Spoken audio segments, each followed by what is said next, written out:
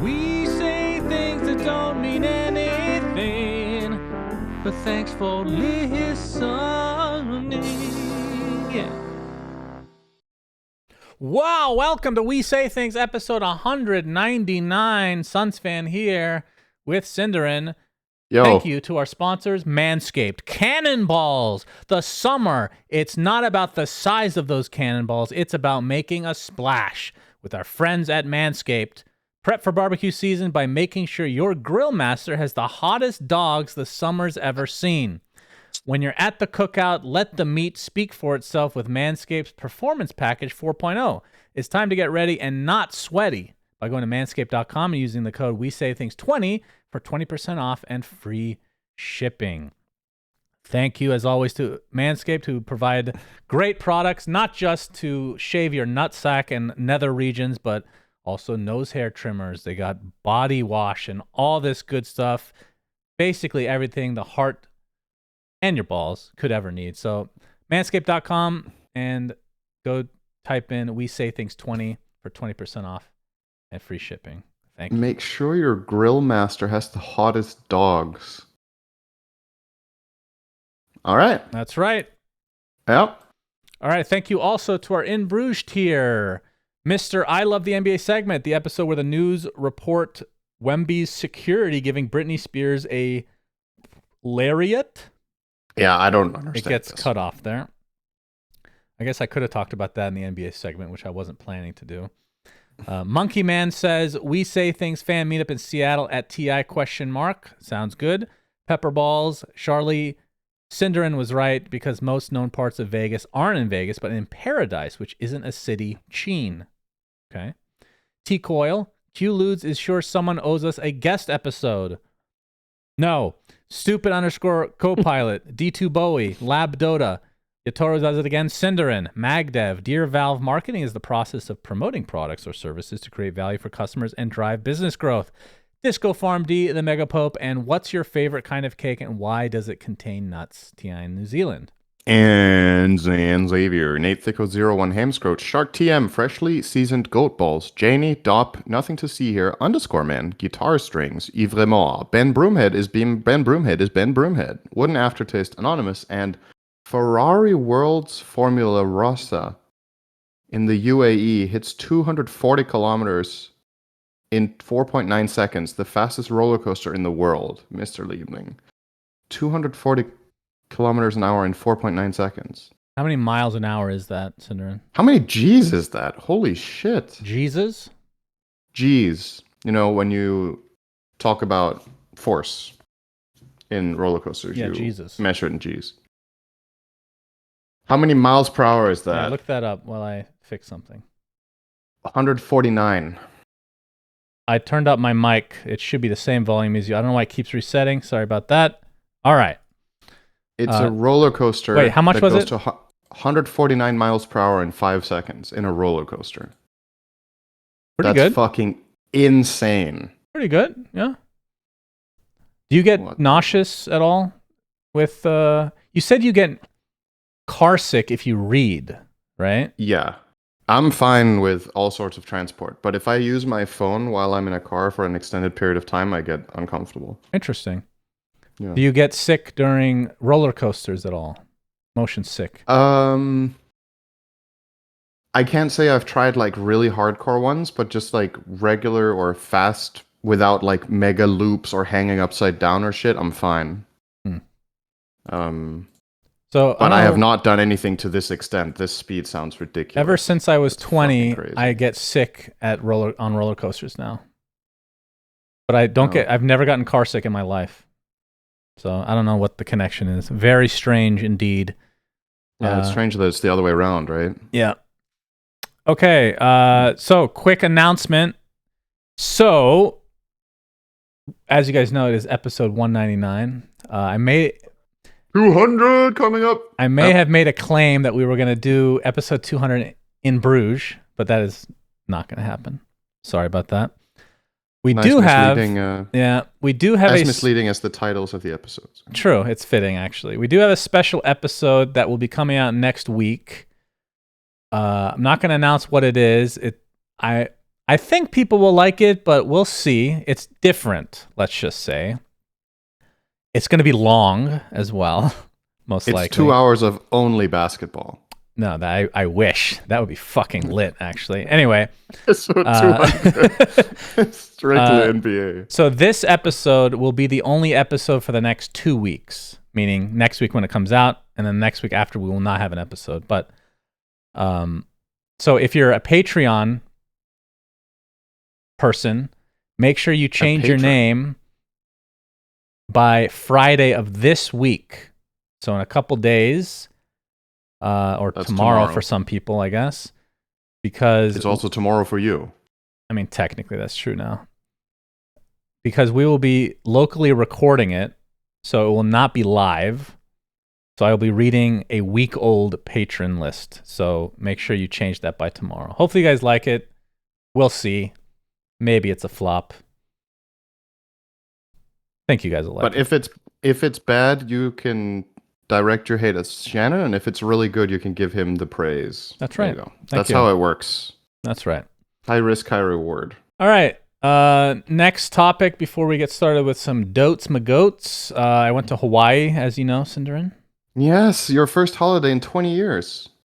That's right. I gained a lot of weight. Oh. It was 4 days, and I gained over 5 pounds. So I'm back to being like completely fat again before I started my diet that I was being very good on. Now it's just over. Between that and the Dream League before it, just went fucking ham. But yeah, it was fun. We let's see. I'm going by the days now. Some meals were kind of hit or miss. We went to the mainland of Hawaii, an area called Waikiki, and it has a really cool strip. Basically just like it's kind of like a very elongated outdoor mall, and I thought that was really cool. They had like 3 or 4 of these, but you'd go through this like outdoor mall, and it'd be 3 levels. One level, the first level would be like very high-end shopping stuff, which I don't care about, obviously. Mm-hmm. But, you know, it's nice to have fancy stuff, I guess. Second level would be a food court with a bunch of interesting, cool stuff. And the third floor would be like really nice restaurants. And they had like 4 different ones like spaced out on the strip. And it's all like I said, it's outdoors. And because it's Hawaii, it's like very lush and very, it just looks awesome and it feels cool. So I like that quite a bit. The weather was, apparently it's like this year round. It's like 80 degrees Fahrenheit. You're going to have to do the calculations on that for Celsius real quick. Between 70 and 80 Fahrenheit, and it was a little bit more humid, or a decent amount more humid than Arizona, which has nothing, but I thought it was going to be a lot more humid, so it wasn't that bad, and there's like a constant breeze, so the weather was actually pretty good. I liked it, and it's like that year-round, which blows my mind. Mm-hmm. We went to, hung around the pool. Our hotel was really nice. Nikki booked and she bought it. The room for this one. She bought a hotel. Oh, yeah, the whole hotel.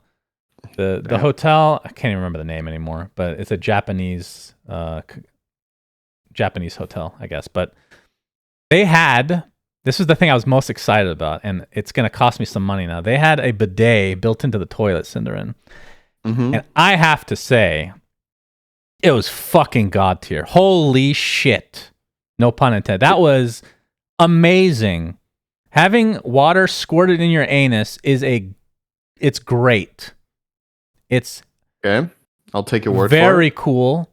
Because a lot of times, I'll take a dump and I'll go into I'll wipe. But that's the thing you learn over time, is that if you just wipe and that's it, which is most Americans do that. Mm-hmm. It's disgusting, actually. It's actually disgusting. You need to wash it more. So what I would do is go into the shower and just stick the shower head in my anus, just like a normal person, and just make sure it's like the somewhat whole clean. Thing in there. Yeah, just like as deep as you can, turn the setting on full blast on like the little, the squirter thingy. So now I don't have to do that because it's built into the toilet, and I am going to buy one now. It's the one that you put like as an addition to your toilet. And I was going to do this like a year ago because I was like, yeah, we should, it'd probably be a good idea to spend money on something like this, but there's like an issue with, I don't know if it's just our house or in general, it's hard to get heating like heated water as part of it. I'm like, I don't give a shit if it's cold water. It's still better than the situation that we have going on now. The thing, you walk into the bathroom, the lid automatically comes up. And if you want, like it has this little panel on the wall, you push a button and then it lifts it even more so you can take a leak. You sit down, immediately upon sitting down, you hear this air building up beneath you. And guess what that does, Cinderin? Can you guess? It heats you. No, it doesn't heat you. Well, it can. They have that option. It actually prevents the smell from coming up. And it does a pretty damn good job. I really put this thing to the test. As my wife can attest. I really put this thing to the test. So you took like the worst dump you possibly could and then stood up. Yeah, I had to rush to the hotel one day because we ate something that had cream in it. And you know how it's like a literal... Within 5 minutes of eating this thing, I was like, we got to go back to the hotel now. So I'm running. Anyway, it prevents a lot of the smell. It's amazing. And then you get up and it just auto flushes for you. And you can obviously turn on the water. It's what a fucking dream, man. I feel like I've been living a lie this whole time. I can't believe Did you find out how much it costs to get it installed? Yes. So, I mean, if you just look on Amazon, I just briefly looked at the same brand. It's called, what was the brand called? For Riyadh. Washlet. Toto Washlet.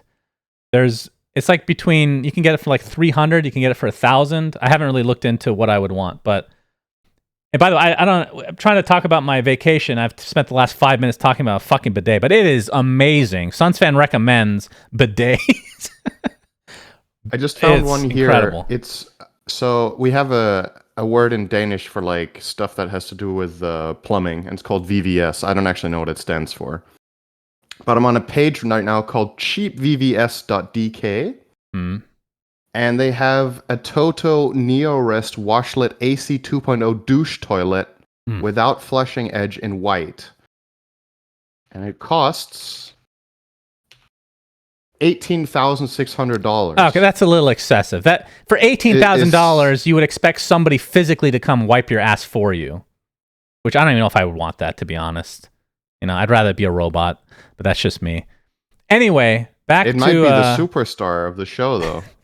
It might be the best 18 grand you ever spent. You know, it might be one of those things where you buy a bidet for like $500 and then you go up to the next model eventually. And you know, you could become a connoisseur at some point. You need to get to that next level, and the 18,000, maybe one day. You know, I won't knock it. What the fuck are you getting for this money? There's a lot of other ones from Toto that does it cost also like a quarter, a fifth, a tenth.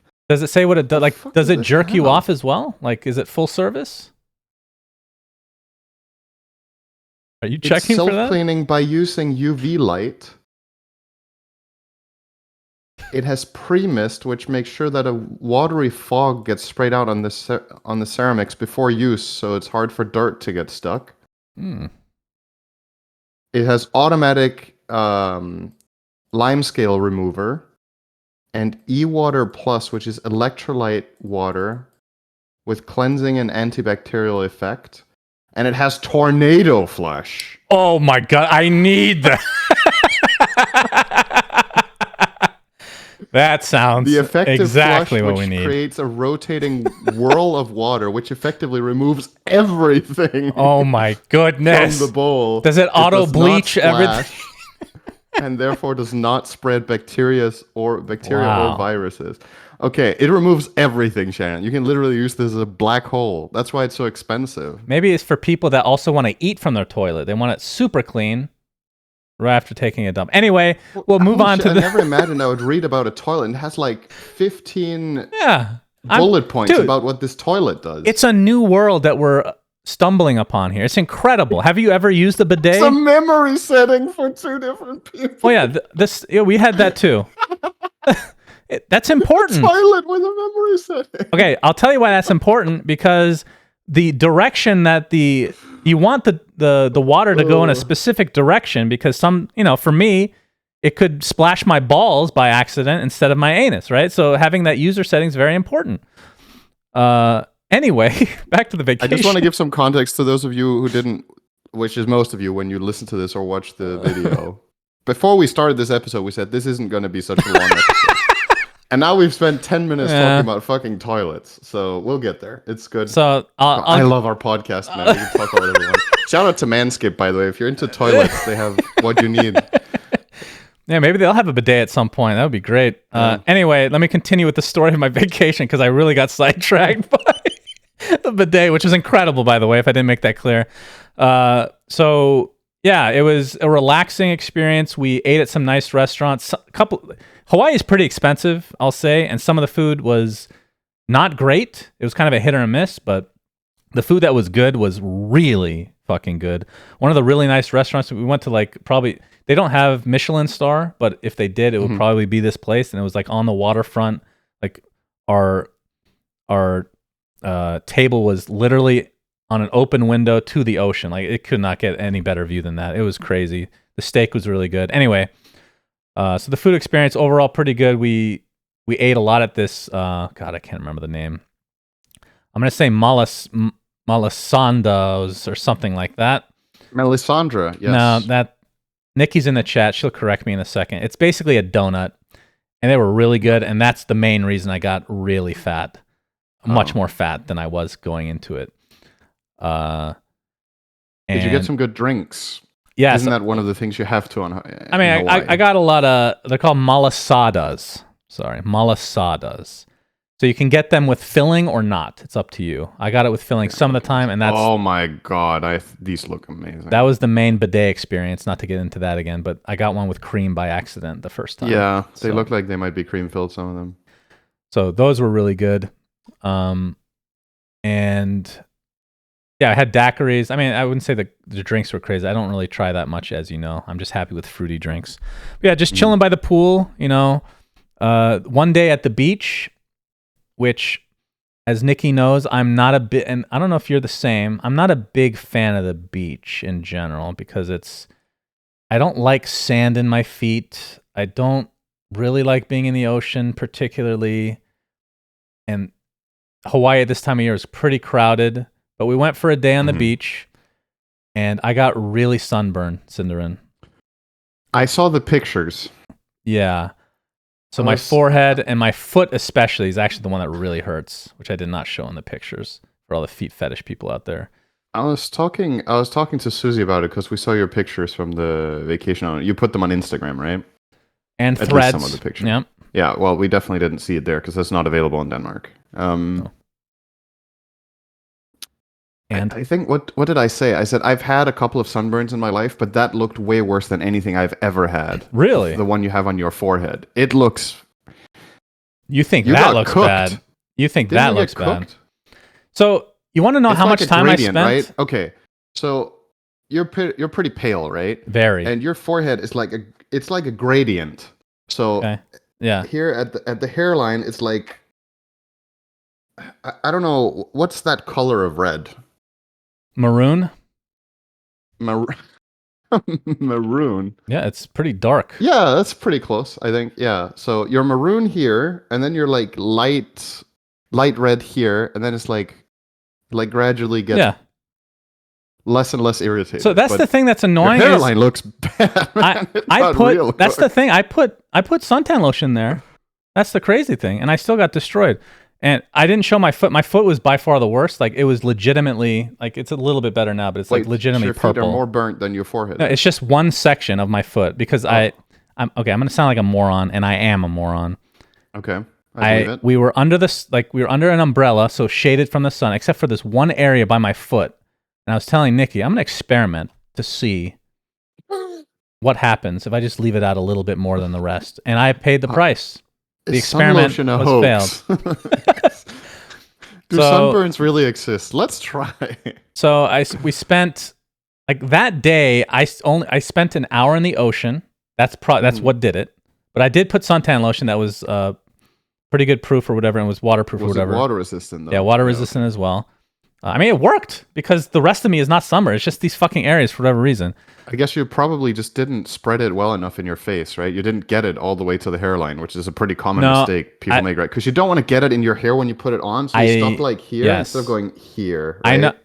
I know that's what the common sense would say. I'm telling you because Nikki literally said this as I was applying it. Don't forget to put it up here, and I did, and it got into my hair. I'm like, whatever, and it still destroyed me. I don't know. Okay, I don't know.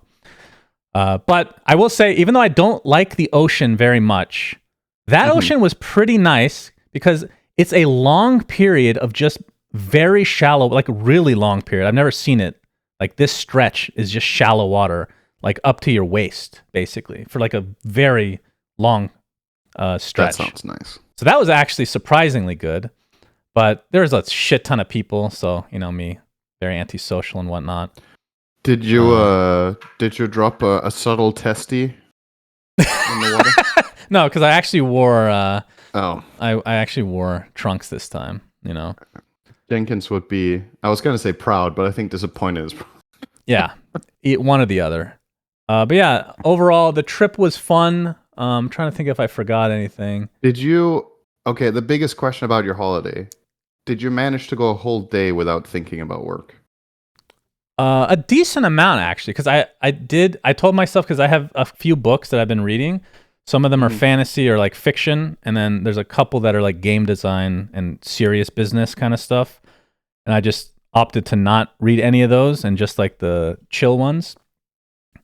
Occasionally I would check Twitter and Reddit and stuff and keep up with stuff, but I did not really work. So it was pretty relaxing. Oh yeah, one day we went to the palace, actually. I forgot about that one. We went and saw this, we took a tour of it's like the last palace of the last monarch of Hawaii, and we learned about like the US taking over essentially with no deaths, I think. I didn't Something know to that Hawaii was a effect. monarch. So Hawaii was obviously not part of the US originally. But it's called Iolani Palace. And they actually, I don't want to talk about toilets anymore, but I have to. And these pictures, by the way, are on my Instagram and my threads, and they're technically on Twitter, and this is just going to show you why I've been hating on Elon Musk. Apparently, if you post any Instagram stuff on Twitter, you get that post gets shadow banned. How fucking petty is that shit? Elon Musk can suck a nut, man. I'm serious. This guy's a fucking moron. That's actually ridiculous. There's a picture of a 19th century toilet, which I'm surprised looks very usable. Cinder, did you see that picture by any chance? I don't think so, no. Okay. I was thinking about giving a test run, but there was a rope preventing us from entering that side. So damn. A rope stopped you from living out your dream, huh? Yeah. But seeing like the historical stuff I always find interesting. I like walking around, as you know.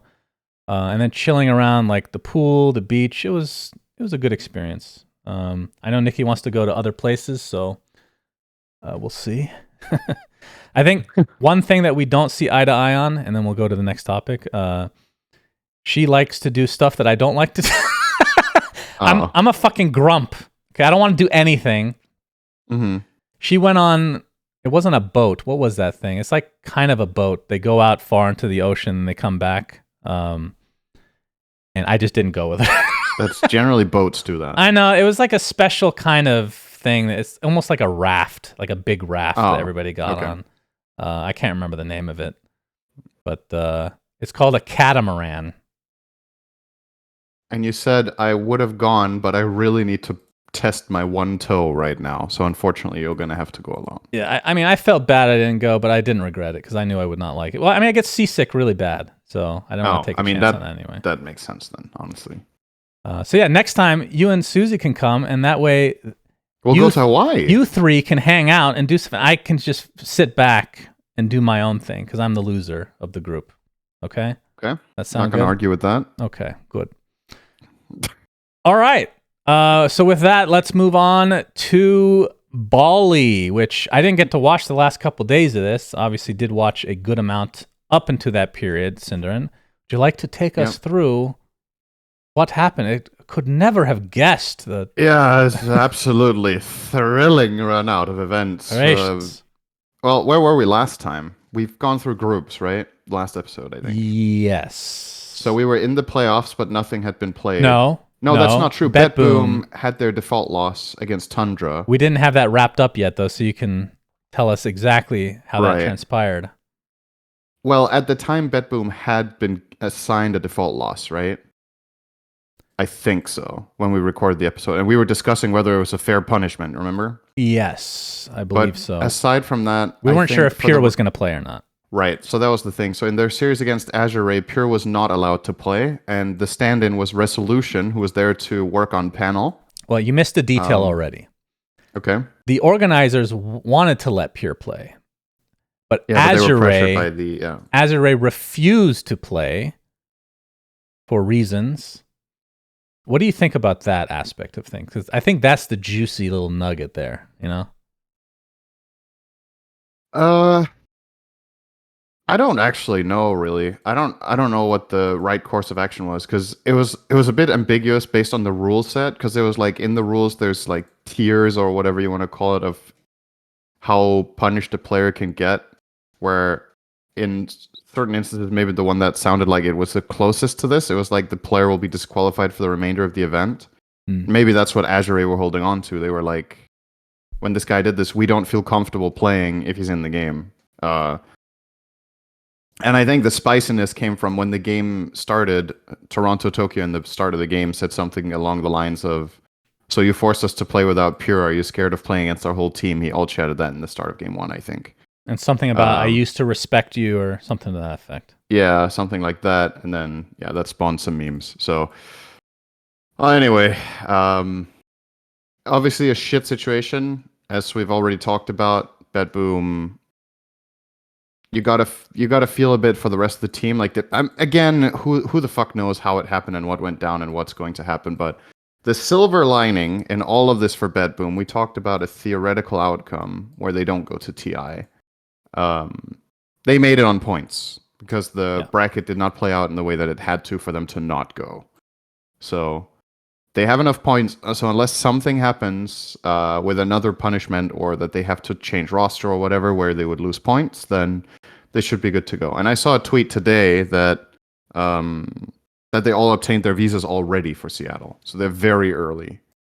It's 3 months out, and they've already cleared it. That is, I mean, obviously it's good news, but that's very. I think a lot of people were. Well, that's because Pures hasn't been able to go to a TI in how many years, right?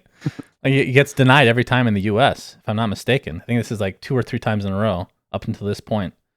So they really did their due diligence this time around. Yeah. Okay, about the bracket then. So let's just start let's start with top 4. That's what we usually do. So Quest, which I think to many was a big surprise, they topped their group. They got all the way to top 4. And it was close. They lost in the top 4. They lost 2-1 to Team Liquid. So Liquid were the ones to knock them out in a pretty close series, honestly. The 3 games were pretty long. I mean, in this patch, many of the games are kind of long, but still. And then in the upper bracket final, it was Gaming Gladiators against Tundra, which Gaming won 2-0. And then Tundra obviously dropped down to lower. And then they lose 2-0 to Liquid, who they beat 2-0 in the upper bracket semis. So Liquid gets some revenge there. And I believe, correct me if I'm wrong, I feel like this is a matchup that Tundra really struggles with, right? Beating Liquid. So it must have felt good for them to beat them in the upper semis. I feel like Liquid almost always wins. And keep in mind, the only reason they were there, Tundra, is because they got the forfeit win, right? To get to that point. So it's kind of a weird dynamic. Otherwise they would be playing from the lower. Because the one against Bet Boom, they lost the series to Bet Boom before the series got default lost for them. Yeah, and then so Liquid beats Tundra, and that means the grand finals is Gaming Gladiators against Team Liquid. Very cool. And of course, this was no team reigns forever, and this is where it comes to an end for absolutely nobody because Gaming Gladiators fucking won again. Yeah, they just win everything. Isn't that cool? So, like I said, I didn't get to watch this series. The last 2 games were 20 in the 20-minute range, 21 minutes and 29 minutes. So that looks like stomps. 2 stomps, right? Yeah. For this patch, that's exceptionally short games because, like, you go back a couple of months, it was not that unusual, but this was just an absolute fucking beatdown. Those 2 games. I don't know what it was. Gaming figured out, but they just ran them over in those 2 games. Okay, so let me ask you this then for Gaming Gladiators. They have won how many big events in a row? Is it 4? 5? Is it 5 now? They've won 3 majors and 2 Dream Leagues, right? That's true. Okay, so 5 in a row. Yeah. I think you even said this at the 4 in a row mark, that's the best stretch of Dota that we've ever witnessed, right? I think in terms of quality of tournaments and number one in a row, this is the single most incredible achievement, I think. I agree, but I think there is a caveat here, Mm-hmm. or an asterisk, if you will, that we've never had this many high-tier events in this quick succession either, right?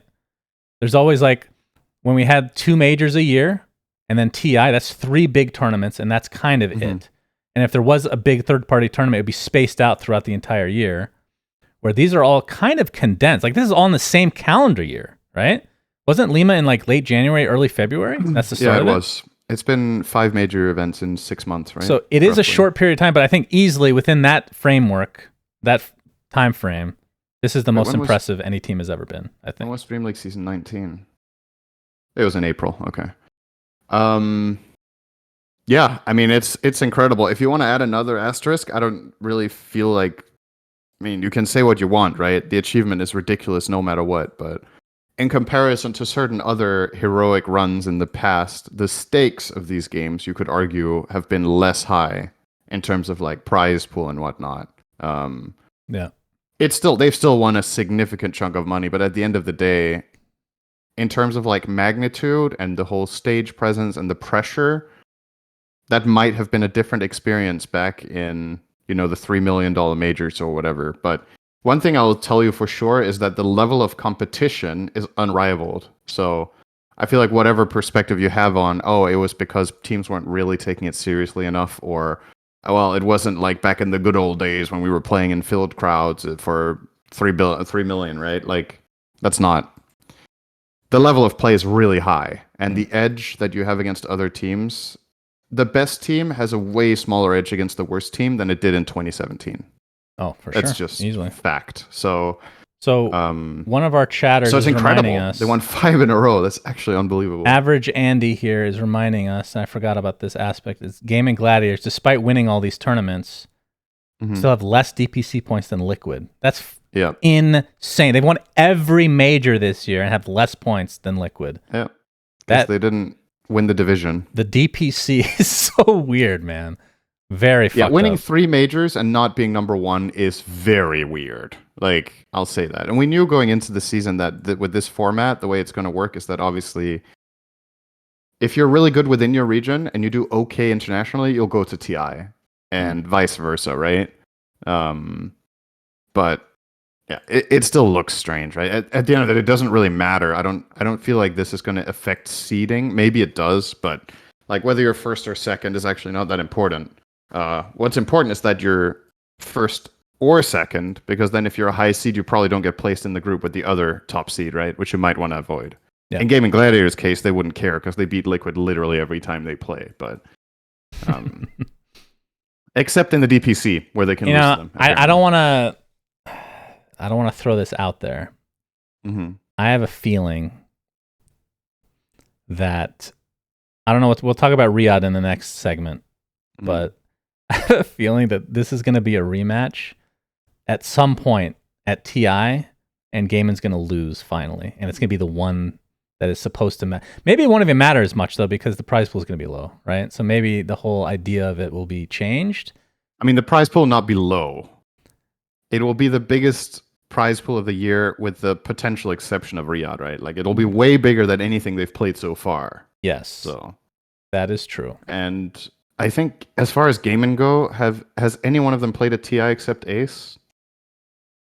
Surely. Oh, Quinn, of course. Quinn and Ace. Has Doracho played TI? Has Celery not? Did oh my god, what was the team before Gaiman? I don't think Viking made TI. Were they not like a wild card one year?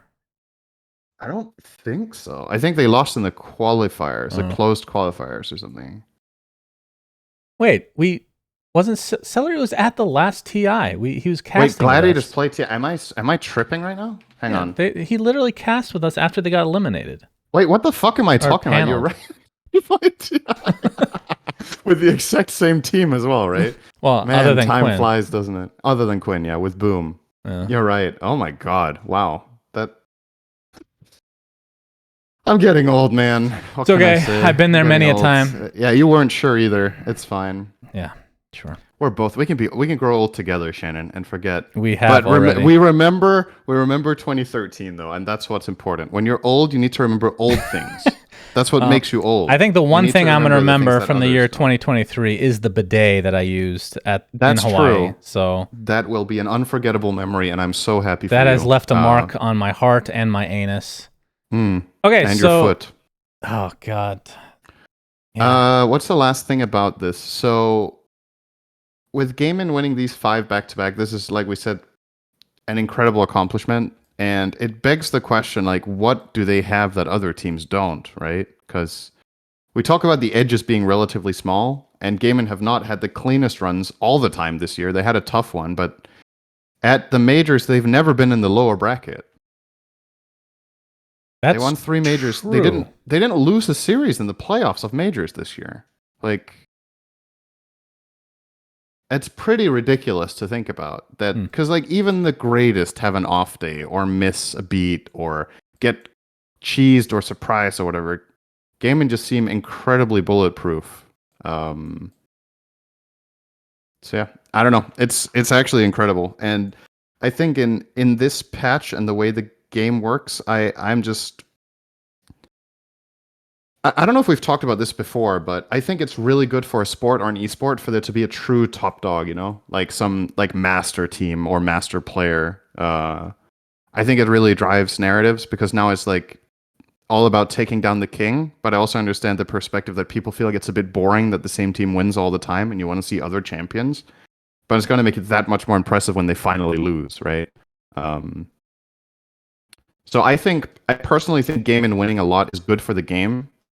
But what I would like is, I don't know if you would agree with this, but I feel like a lot of their wins are maybe less memorable than other like major wins from the past or Dream League wins. And it's not their fault. And I don't know if you would agree with it. You're a bit robot-y right now, my friend. Oh, hello? You doing okay? You're not looking too good out there. Is it good now? No, it's still kind of pixelated. Okay, good. Gonna pause the recording for a moment. All right, so where were we? We're back, Cinderin. Yeah. Good job. When did I start lagging? I don't know. I stopped listening like 10 minutes ago. So what topic are we even on? That's probably about when I did. Okay, so I was talking about champions. Yeah, so I think I've talked about this in the past on the podcast. I think it's good for sports and for esports that there is a top dog, like some giant team that seems quote unquote unbeatable, because I think it really drives a good story when they finally lose and it gives everybody a target. I think a lot of people that I've seen are like, oh, can somebody else than Gaming Gladiators win already? But that's the good story, right? Is that they keep winning. That's really, first of all, it's really incredible. But I don't know if you would agree with this. I feel like a lot of these wins they've had this year, for me personally, and that might just be bias or a bit of burnout with the game or whatever, that they've been a bit less memorable than a lot of the other, let's say, comparable tournament wins that other teams have had. And it's none of Gaiman's fault if others agree with it, I would say. It's not because they're like playing boring Dota or, like, oh, they're just cheesing their way to wins or they're doing something lame or whatever. They're playing seriously good Dota. They have a really good repertoire. They do exactly what they need to do in the games. But I guess it's maybe in part due to I don't know if you would agree with this, the nature of the way the game is played right now that makes for, I don't know how to put it. It feels like a lot of the finals that they play against Liquid in particular, obviously they played them a lot of the time, but also the times that they've played other teams, it's kind of similar in nature through the entirety of the arc, right? Sometimes you have a tournament where it's like, okay, the meta of this tournament just sucked ass, whatever. The best team won, they played the meta, nothing they could do. But as you said, this 5-win streak is over a span of maybe 6 months, and with the exception of this like huge patch that we had drop, which was when? Has it been 3 or 4 of their wins on this patch, I think? Like this mega patch. There's been 3 of them, I think. So this one, Dream League 20, was it only 2 of them? Dream League 20 was when, no, wait. Dream League 20 was when this patch dropped, 19, right? 19 is when the big one dropped. right? Oh, yeah, you're right. So it's been 3 at least, right? Dream League 19, 20, and this. No, and Stockholm and this last So major. That's 4. So 4 of the 5 have been Yeah. on the new big patch, right? Yeah, Yeah. that's right, because they got their first really major win before the patch, and then people were like, oh, well, they're just like, could they maintain it on the new big patch? That's right, and they obviously definitely could. I don't know. Do you agree, first of all? So that I think less... there's a few variables. I agree. It is less memorable in some aspects because on some level they're like in the majors especially, they're not losing series at all. So there's no storyline really. Number 2, the patch at times can be very underwhelming to watch and or cast. And then number 3, a lot of these, I shouldn't say a lot, 2 out of the 3 majors, aka not Stockholm, have had such big issues that there's been more on the mind. Like there's things that those events are memorable for is how shitty they were, to put it bluntly. Right. Mm-hmm. So I think it's a combination of all of the above. The quality has definitely worked against them in terms of making it yeah, that's fair. That's definitely detracted from the story, right? That there's been other focal points than just the Dota and the teams. I would agree with that. Okay, anyway. I agree that there is something about the patch though that does feel off still. It's just hard to put a finger on it. It's just a vibe. Like sometimes you just feel a certain way, and it could just be because I'm getting old and because I've played and watched Dota for fucking ever. There's obviously going to be diminishing returns at some point, and other things catch your interest, and you spend time or whatnot or mind power on it. But there's something. I don't know what it is. My gut, if I had to just give a guess right now, is that in this patch at least, even if it isn't true, because I don't know if this is statistically true, but it feels like there's a ton of heroes that barely get played compared to the past. We see so much of the same shit, and then there's like some oddballs here and there. But that's kind of, when you think about it, that's kind of been the case for most patches, right?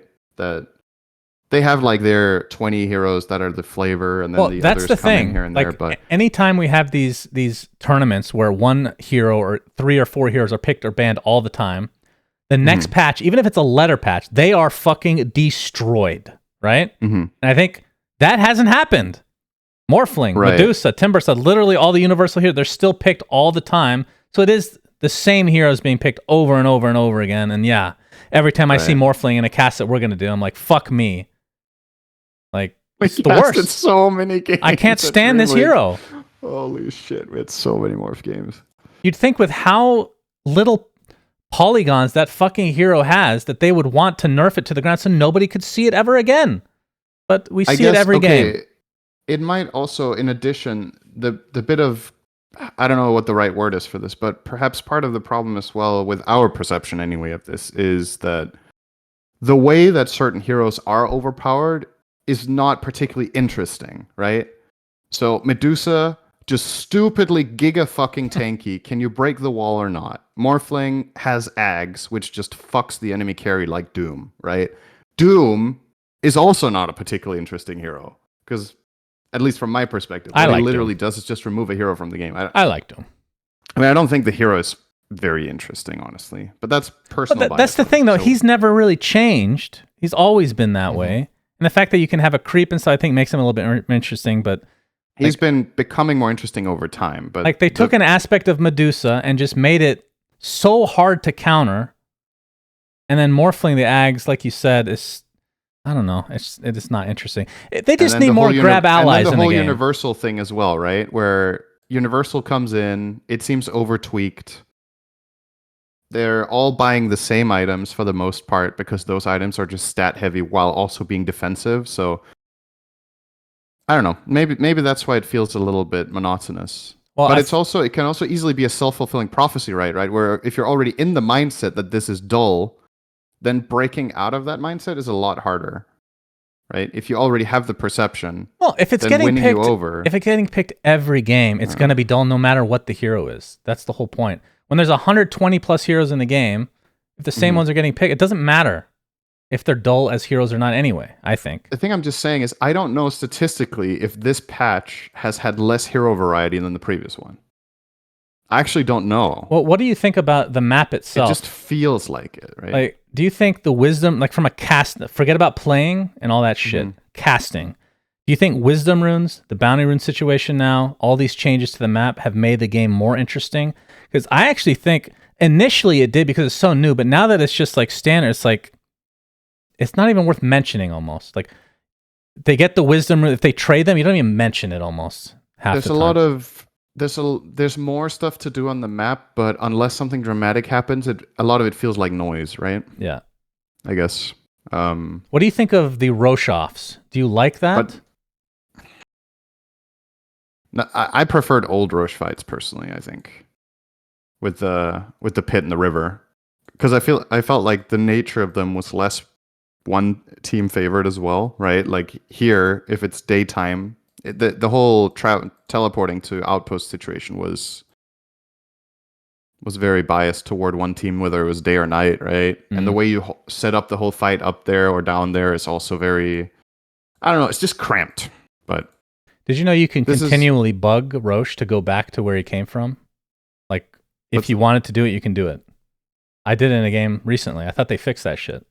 You can? Yeah, it's like a I don't know the exact formula. I'm sure if you sat in the game and tried it, we did this a couple times in a row where you're going through the gate the same time as Roche, but you bump into him or some shit a couple of times. He just goes in and out and he comes back to the other side. Like you can bug him out pretty easily. But wonderful. I don't know.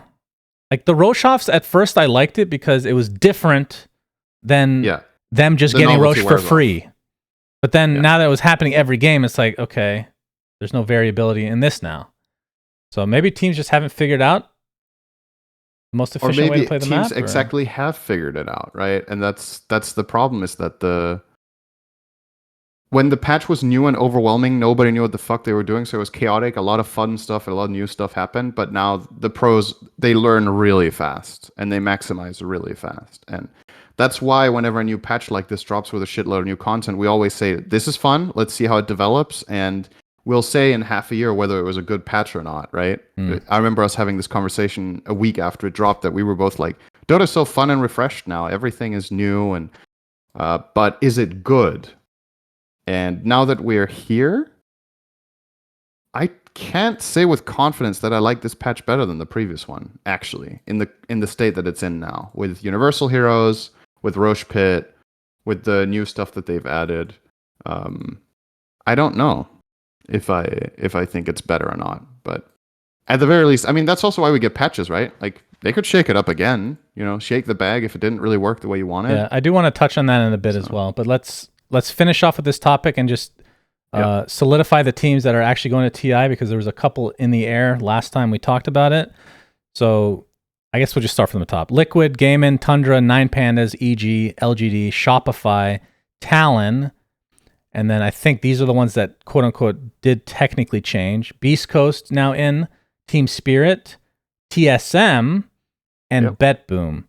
So TSM making it, even though they weren't at the tournament, is big for NA, because now a third big team announced specifically, because now they have the best chance to get to actual TI. So hopefully they make it. Or even if it's not them, it's a new team that we haven't seen. So that's exciting, I think, at the very least.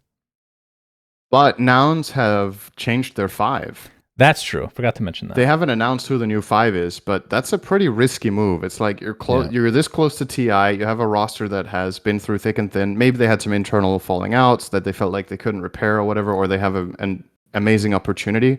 I wonder which 5 they're going to get, but Eternal Envy. It's not Envy. He's busy day trading. I've had to unfollow him. I haven't really been following his success so far, but I wish him all the best. Unfollowed. It's a very competitive discipline, so he definitely needs to. I do feel bad for Husky, because he was a part of that roster from the beginning, and just as they are about to probably, I'm not going to put it in stone, probably going to make TI.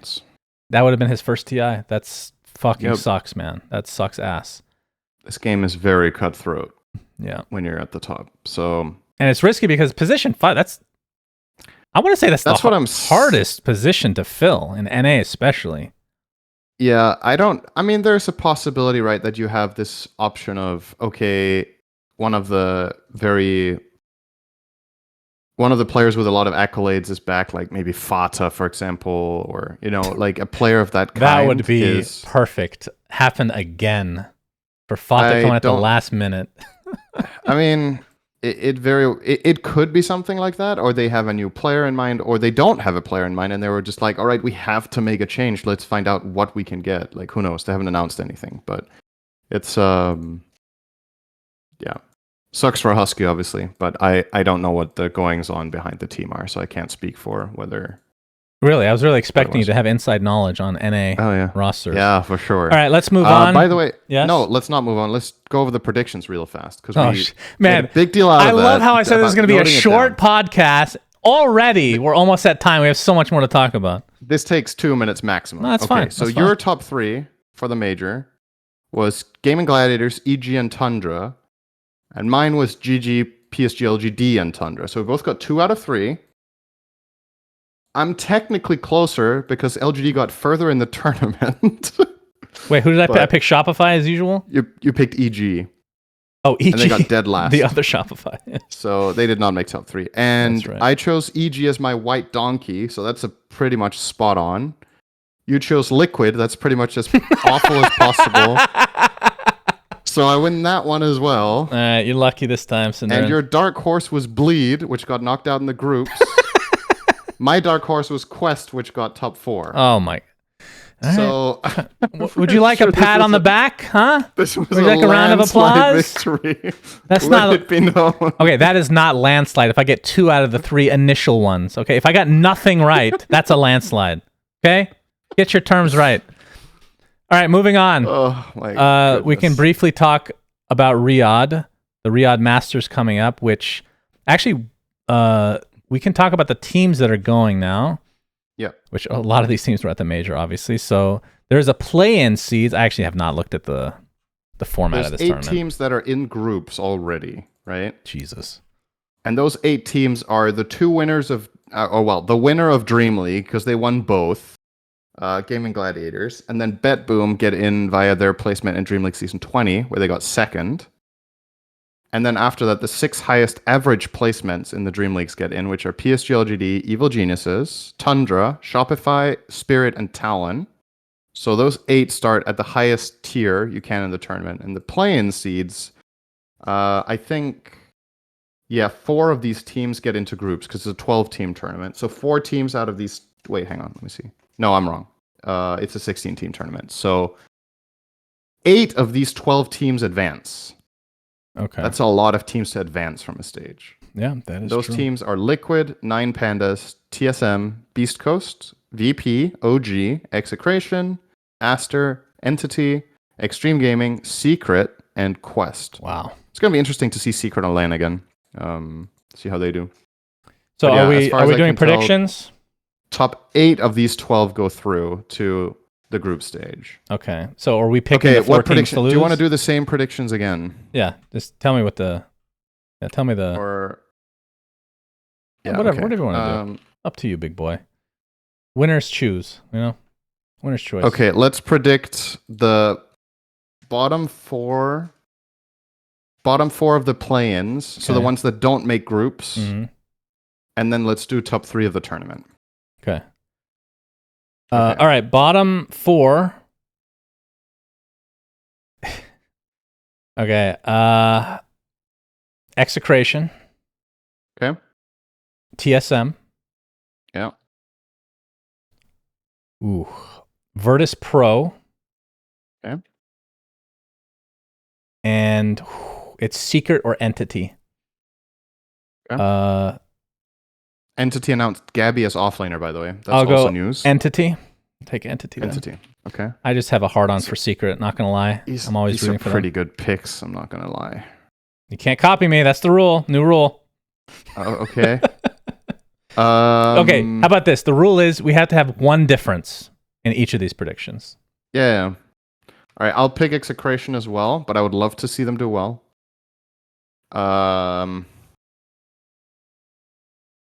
Yeah, I'll take TSM as well, but now is when it gets harder, because I think there's also a possibility for OG. They have not exactly been on a heater lately, right? Yeah, that's a good pick too, actually.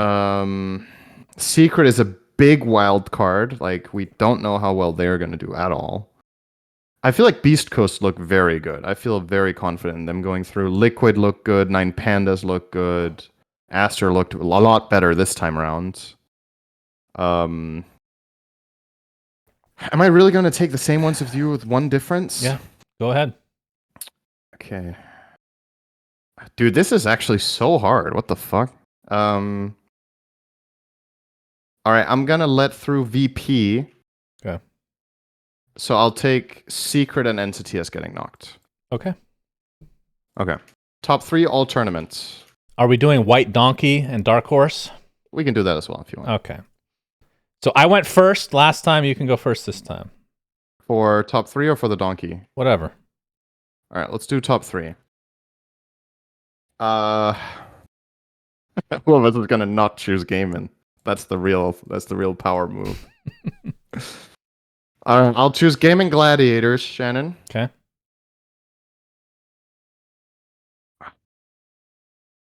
Do I really want to keep believing in LGD, Shannon? When is it their time? Don't stop now. I'm never going to pick a Chinese team for top 3 until they do it. So that's my new rule. Tundra have their full roster for this tournament, right? I would imagine, but... Oh yeah, Talon is here too. Talon weren't at the major. Right? Take your time. Yeah, they weren't. Take your time. All right, I'm going to go Gaming Gladiators, Talon. Wow. And Tundra. Wow. Well, that one's... Talon. In that order, 1, 2, 3? It's just any order, right? We usually just do any order. Is it? I'm going order. Bitch. Third place will be Liquid. Okay. Second place, Gaiman Gladiators. Their reign will come to a slight end. Okay. And they will lose what an absolute... in a rematch because they've learned their lesson now. First place will be Bet Boom. Okay. Bet Boom first place at Riyadh. Bet Boom on LAN. It's a risk, I know. This may not age well, especially if Pure does something fucking moronic again and gets himself kicked out of the country, which is definitely possible since it is Saudi Arabia. Gotta be really careful there. But yeah, I'll take the risk with Bet Boom. Okay. And then we have White Donkey. Can I pick White Donkey as Bet Boom? I mean, you're allowed to hedge your bets. I'm right? hedging my bets on both right now. I'm picking Bet Boom for that as well. That's a team that is supposed to do well that will crash and burn. Win the tournament will underperform the most. Yes, we're gonna go with Bet Boom on both. You're very likely. Okay, what would you consider a failure for them? Not top 6. Not top 8. Well, not top 4. Not top 4. I think would be a failure. Yeah. Really? Okay. I mean, it's a pretty stacked tournament as usual. Okay. My White Donkey. Do we vibe with Liquid now? I didn't pick them for top 3. I'm donkeying Liquid this time, which is what you did last tournament. Yeah. So I'm I'm YOLOing it here. Mm-hmm. And then the Dark Horse. I have mine. And I go first on this, I guess. But yeah, you can go first. Wait, I have yours? No, I already know what I'm gonna pick. Oh, you know what you want. Okay. Yeah, sorry, I need to write everything down as well.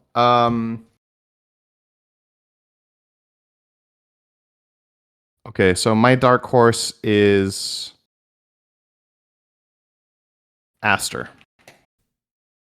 I don't know what expectations people have for them, so it's a bit hard to quantify, but I think they're going to do pretty well. And they're coming in through play-ins. So. My Dark Horse is OG. For some reason, they do well at every LAN. I think this would still be considered a Dark Horse, considering they don't even have a fucking 5 posted. I would agree. Right now. That's Dark Horse territory for sure. Okay. Very good. Okay, so do you think there's going to be a patch for this tournament? No. Okay. I will also say no. So, more of the same. Let's go Gaming Gladiators. But if Valve is listening and they have time, could you delete Medusa and Morphling from the game? Because it would make the casts so much more enjoyable. Just those 2 heroes. Everything else can stay the same. Please. Please, please, please. Okay. So, by the way, happy 10th anniversary for Dota, everybody. Let's go, Dota. Even though I Well, don't. 10 years of the official launch, right? Yeah, that's the thing that's weird. It's because we The game's played. been out since 2011. Exactly. It feels like it's been 12 years for me, but They said it left beta for some reason at that point. yeah, pretty much. We've already talked about there's going to be a post later on about it. There was a patch today by accident. Everybody got globally muted. Did you see that? Oh my god, that's a S tier patch. I didn't get to take part in it, unfortunately. That would be like the only time I would play ranked is if everybody's auto muted. But that they hotfixed that eventually.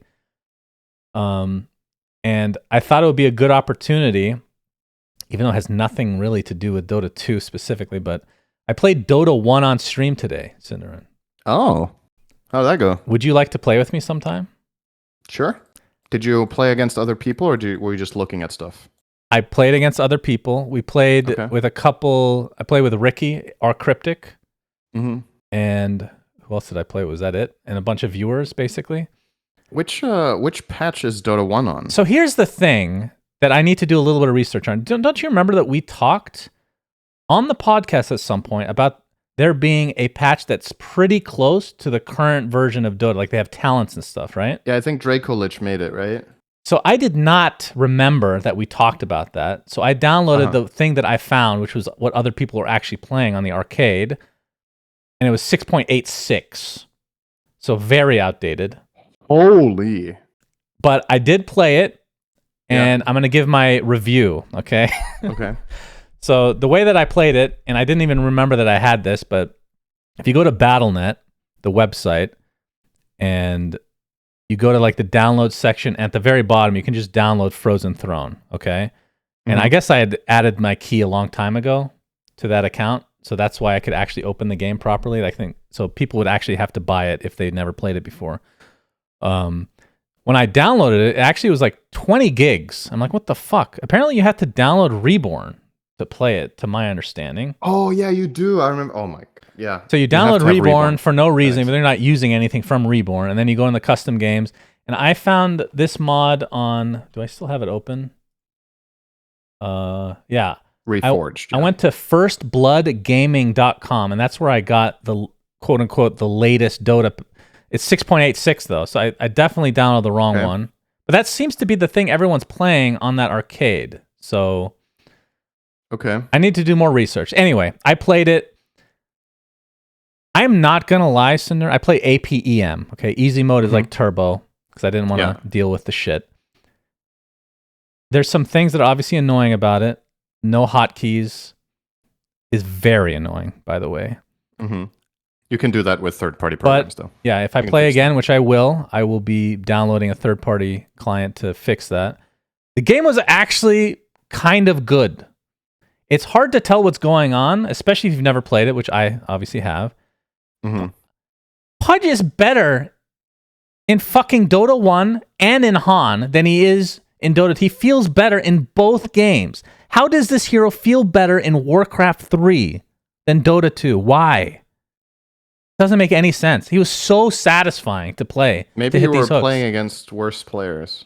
It's not about me hitting hooks or not. Okay. It's just more satisfying to play. Okay. Anyway, I had fun. I thought it was going to be one of those experiences where I played, I'm like, this is garbage. I just wanted to get a little nostalgia out of the way and never play it again. I'm going to play it again. I had more fun with Dota 1 tonight than Dota 2. With Smurfs. I've thought about it myself as well, trying to play. If there was a way to... So I think we've talked about this at length, right? But the best system that was introduced in Dota 2 in recent years was talents.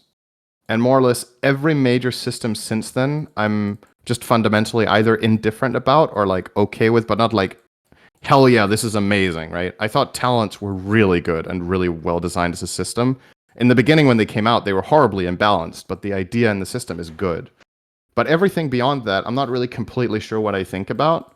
So I thought about what if you could play Dota 2 from like 5 years ago? I would really like to try that. Or 6 years ago at this point, I guess. Like the 2017 era, which I think was when talents came out. Just to see the feel. Because like we have our own biases, right? When we talk about this patch and things we feel like are dull or blah, blah, blah.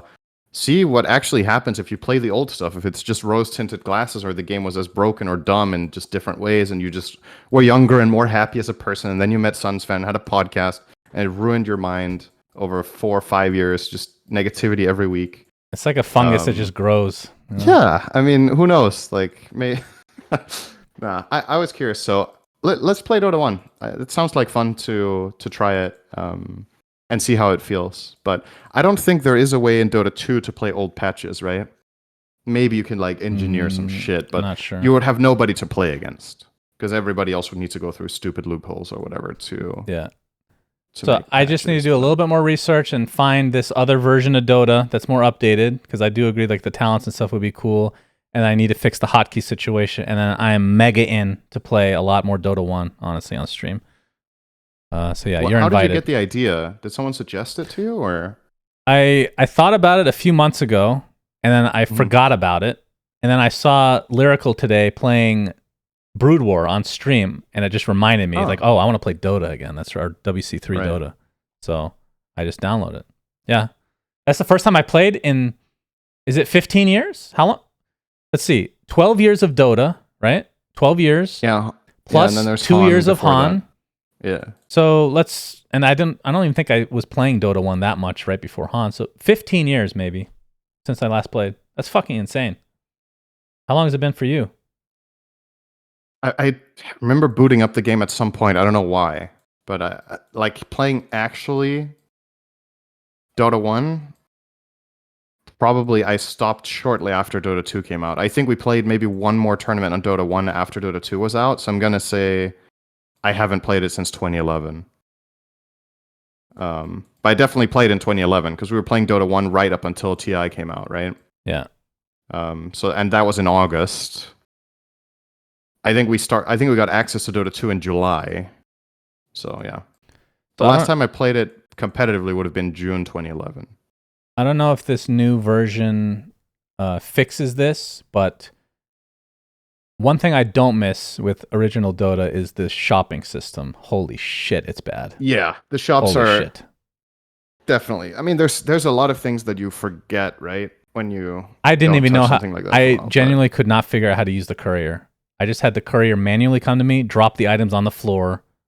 I could not figure out the hotkeys or anything. But yeah, that system is... I mean, for what you know, it might be broken, right? Could just be bugged. Yeah, like my brain. Who knows?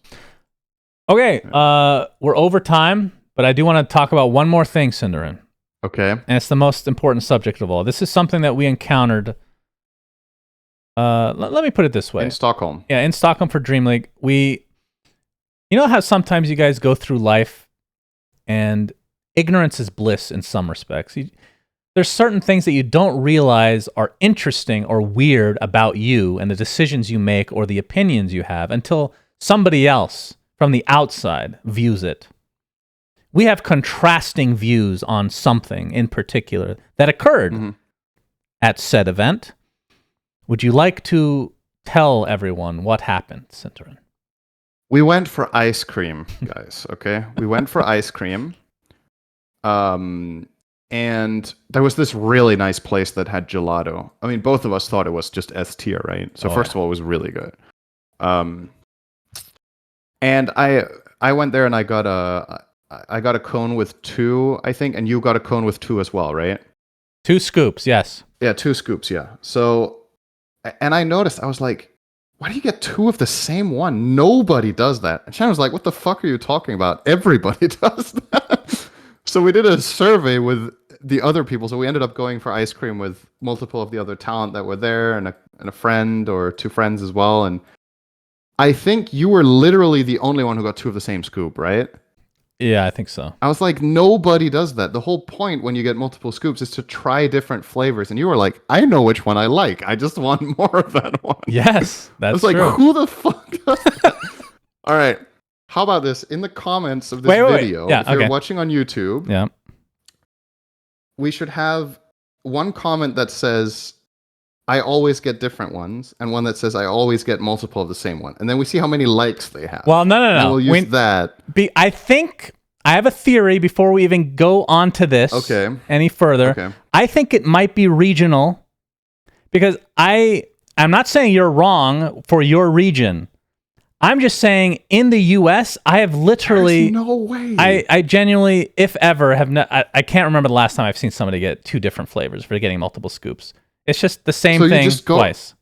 So, you can get like cones with like, when you get really big, if you really want a luxury ice cream or whatever, right? You can get like 4 or 5 scoops. You're telling me in the US, someone will go and get a cone with 5 of the same scoop. Who's going to get 5 scoops? How do you physically hold that? That's not a structure that can be held up. Okay, let's say 4 then. I mean, 5 is absolutely a thing, but... All right. I will say I don't really pay attention also to what other people do. I'll admit that, okay? I can't remember it's ever been thinking... you and one other person, everybody does. I can't remember ever seeing it. Doesn't mean it never happened, but I also don't give a shit what other people do, okay? Of course. I mean, whatever. If I like a flavor... Happy. I just thought it was really weird. If I want chocolate, I'm going to get fucking 2 scoops of chocolate. Fuck you and your second flavor. There could be 30 flavors. I just want chocolate. More. Yeah. Look, I'm not judging you. I'm just saying it's strange. I understand why you're doing it. I would just never do it myself. I want to try more things. So I am interested. I think based on the chat, it's going to be more in your favor, it sounds like. But I do want to know if it is regional, because right now it is 2:50 in the morning, so it is all Europeans. Yeah, in the it's chat. very NA unfriendly times right now, so all of your supporters might be missing for this. But maybe I am just the only one. I don't know. And I don't give a shit. You've seen it in the US as a majority. You've noticed people get the same. I have. I mean, when I say I've noticed, it's like my memory's terrible. Okay, I could be very well wrong on this. I don't know. I'm not saying it's weird to get multiple flavors. I'm just saying I don't see it. All right, I'm gonna go for a prediction here. If we do get these comments on YouTube with multiple of the same scoop versus different ones, I think I'm going to win by at least 3-1. All right, put your region. That's the rule. You vote, you put your region in the comments as well, okay? We need to know if USA is on one side or the other, or if it's split or something like that, okay? That's the rule. Okay. Because this is going to be really I'm not great contesting. For the algorithm. Whatever. I don't give a shit. Let's get some countries on there. I just want to eat chocolate, okay? Sure. Just multiple scoops of chocolate. That wasn't the ice cream that you got. Yeah, because I'm lactose intolerant. I didn't trust my bowels to make it a 15-minute walk to the hotel. We already talked about the bidet, so we won't go any further. You had the sorbets. They were really good. They were good, though. I didn't regret it, though. Fruity sorbet. Yeah. Raspberry. The raspberry sorbet. Yeah. Hell yeah. Okay. Wow, that was a short episode as we expected, Shannon. Good job. Man, somehow we always manage. Always do it. Okay, that does it for this week. And remember, next week is a special episode 200. Hopefully you guys like it. If not, too bad. Until next time. They're not getting another episode. Sunsfan and Cinderin signing out. Goodbye, friends. Peace. We say things that don't mean anything. Subscribe. But thanks for listening.